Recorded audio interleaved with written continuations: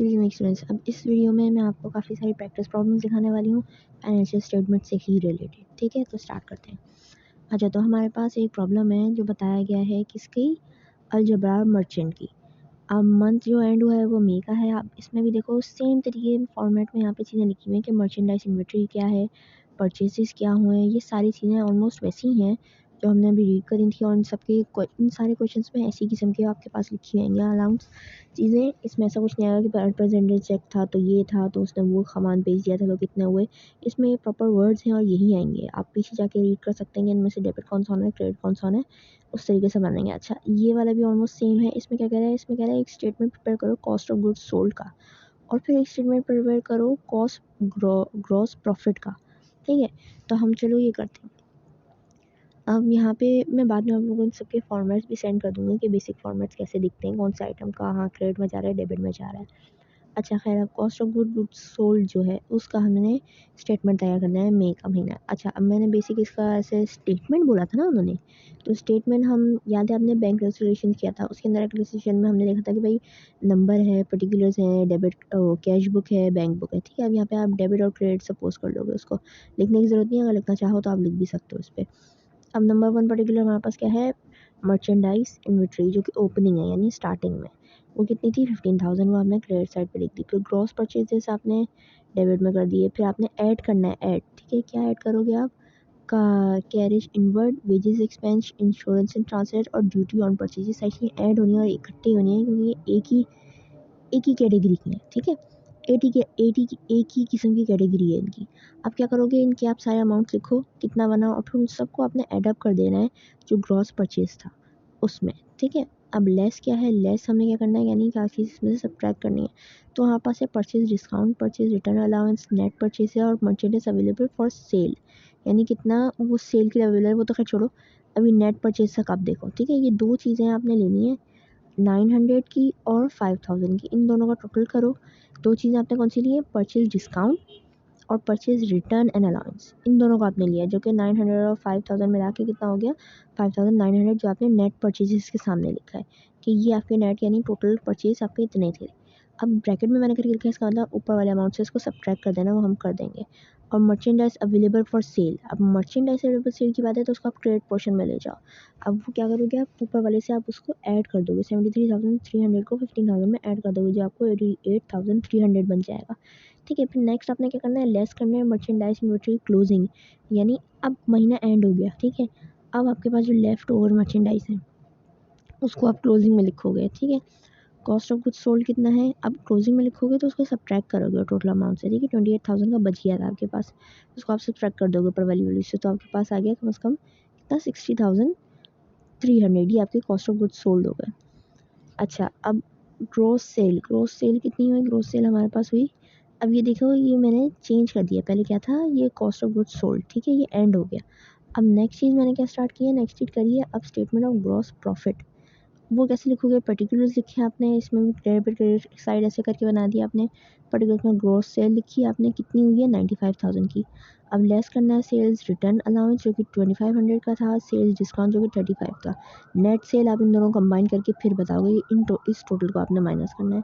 अच्छा, less cost of goods sold कितना था, 60,300, वो आपने इसमें से सब्ट्रैक्ट कर देना है। अब क्या होगा आपके पास ग्रॉस प्रॉफिट, तो क्या बना, फिर सिर्फ इतने का प्रॉफिट हुआ है 28,700, ये आपका ग्रॉस प्रॉफिट तैयार हो गया।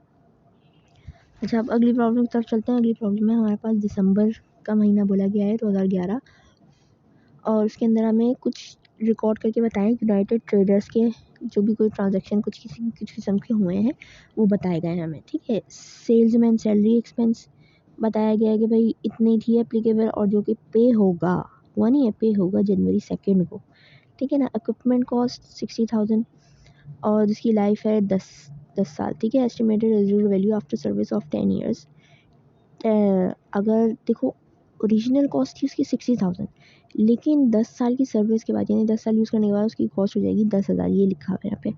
अब तीसरा है अनएक्सपायर्ड इंश्योरेंस, यानी एक्सपायर्ड नहीं हुए वो इंश्योरेंस जो रिकॉर्ड कर देते हैं इंश्योरेंस एक्सपेंस में। ठीक है, अब अकाउंट कितना था हमारे पास 1700। अब रेंट इनकम बताई हुई उन्होंने, फिर ऑफिस सप्लाईज बताई हुई है, फिर उन्होंने कमीशन बताया हुआ है, लेकिन अर्न किए कमीशन लेकिन रिसीव नहीं हुए। ठीक है, ये चीज़ याद रखो। आउटस्टैंडिंग वेजेस बताए हुए 26 के। अब करना क्या है, पास necessary adjusting entries in the book of net. अच्छा, इसमें ना बेसिकली थोड़ी सी करेक्शन है, आपने जो नेसेसरी एडजस्टमेंट करनी है अभी ना वो करना है, ठीक है। बुक ऑफ एंट्रीज में लेके जाएंगे हम लोग, एंट्री करनी है, बस एडजस्टिंग एंट्रीज हैं, यानी कुछ गड़बड़ हो गई, सही से उन्होंने एंटर नहीं किया था, हमें वो फिक्स करना है और कुछ नहीं। बेसिकली सिस्टम का एरर थोड़ा सा करेक्ट करना है, लेकिन परफेक्टली आप उसको नहीं बोलोगे करेक्शन ऑफ एरर है, ये सिर्फ एडजस्टिंग है, ठीक है। अब पर्टिकुलर्स आपने बताया हर जो आपने करा था, जैसे सेल्समैन सैलरी। अब सेल्समैन सैलरी पेएबल कितनी है, अब इसमें आपने कुछ नहीं करना है, इसमें आप बस एक पोर्शन में डेबिट कर देते हो, दूसरे पोर्शन में उसको क्रेडिट कर देते हो। उसी तरह आपने डेप्रिसिएशन से एक्सपेंस करना है, यानी अलाउंस फॉर डिपार्टमेंट इक्विपमेंट और ये सारी चीज़ें।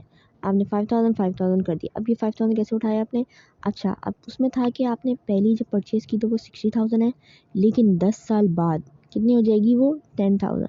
तो आपने 60 को 10,000 से माइनस कर दो, आपके पास 50 आ गया। अब 50,000 जो अमाउंट आया उसको आप 10 से डिवाइड करो, क्यों, क्योंकि 10 साल का था ना, 10 साल का बताया कि 10 साल बाद इतनी कम हो जाएगी। फिर जो अमाउंट आया ना वो आपने डेबिट और क्रेडिट करना है, ठीक है। यहाँ पे मैं लिख के पूरा दिखा दिया है क्या हुआ है। अगर ये आपको लिखने की ज़रूरत नहीं है, अगर आपको कोई स्कूल टीचर में कोई बोलते हैं ऐसा कि आपने ऐसे पूरा लिख के नहीं दिखाओ, बस डायरेक्ट आंसर 5000 कर दो तो कर दो, लेकिन ये आप रफ वर्क में अपने कर सकते हो ताकि आपको पता चले। यहाँ पे जो अमाउंट लिख के मैंने माइनस और डिवाइड करके दिखाया। अब प्रीपेड इंश्योरेंस 1700 आप बता दोगे। अनअर्न रेंट, यानी जो रेंट अभी अर्न नहीं किया है वो 35 का था, रेंट इनकम जो थी वो भी 35, आपने क्रेडिट और डेबिट कर दी, ठीक है। लास्ट लाइन में आपसे बताते हो कि आपने क्या एडजस्ट किए, ठीक है ना। अब आगे बढ़ो, आगे भी हमारे पास थी ऑफिस सप्लाइज़ की 500 है, वो तो क्रेडिट और डेबिट आपने कर दिया। कमीशन रिसीवेबल 4,000 कर दिया। वेजेस एक्सपेंस हमारे 26, ठीक है। तो जो एडजस्टिंग एंट्रीज है वो तो बहुत आसान है, उसमें तो हमें डेबिट भी करना होता है, क्रेडिट भी करना होता है, ओके हम बराबर हो जाए।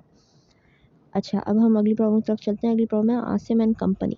अब आसिम एंड कंपनी ने एक हमें पूरा ट्रांजैक्शन इसमें बताए गए हैं कि भाई क्या क्या खर्चे हुए थे, क्या क्या चीज़ के उन्होंने अकाउंट में लेने हैं। अब हमें करना क्या है, प्रिपेयर करनी है नेसेसरी एडजस्टिंग एंट्रीज। इसमें भी हमें एंट्रीज एडजस्ट करना सीखना है सिर्फ और सिर्फ। इन्होंने बताया कि फर्नीचर 7,000 का है, लेकिन उसकी 5 साल बाद वैल्यू उसने बोला 250 रुपीज़ हो जाएगी, ठीक है। अब गो डाउन रेंट किया हुआ है एक, जो उसका मंथली रेंट है 4,000। Rental for December has not been collected, यानी दिसंबर का जो रेंट है ना वो कलेक्ट नहीं किया गया, नहीं लिया गया। Interest expense paid in advance 600 recorded interest expense account, ठीक है। अब पेड था लेकिन उसने देखो कौन से अकाउंट में रिपोर्ट कर दिया, थोड़ा सा डिफरेंस आ रहा है इन सब चीज़ों में। तो हम चलो आगे बढ़ते हैं। अब देखें, इसमें डिप्रिशिएशन एक्सपेंस था जो कि था 1350। कैसे 1350 करा हमने, अब ये फर्नीचर वाला है। फर्नीचर वाले के लिए हमने बोला था भाई 7,000 था, उसमें से 250 आप माइनस करो, फिर आपके पास जो अमाउंट आया उसको आप 5 से डिवाइड करो, क्योंकि दिस टाइम हमारे पास 5 ईयर्स है। पिछली वाली प्रॉब्लम हमारे पास 10 था, अब 5 है, तो हमारे पास 1350 आपने डेबिट करा, क्रेडिट करा। रेंट रिसीवेबल 4,000 करा है। पेड आपने इंटरेस्ट 600 करा है। अब रेंट इनकम आपने अनअर्नड 1,000 करा है, ठीक है। उसी तरह आपने एडवर्टाइजिंग एक्सपेंस 250 कर दिया। कमीशन रिसीवेबल 700 डेबिट और क्रेडिट दोनों करते चले आ रहे हैं, ठीक है। तो ये हमारी वीडियो कंप्लीट होगी। नेक्स्ट वीडियो में हम बैलेंस शीट और ट्रायल बैलेंस के बारे में थोड़ा डिटेल में जाएंगे।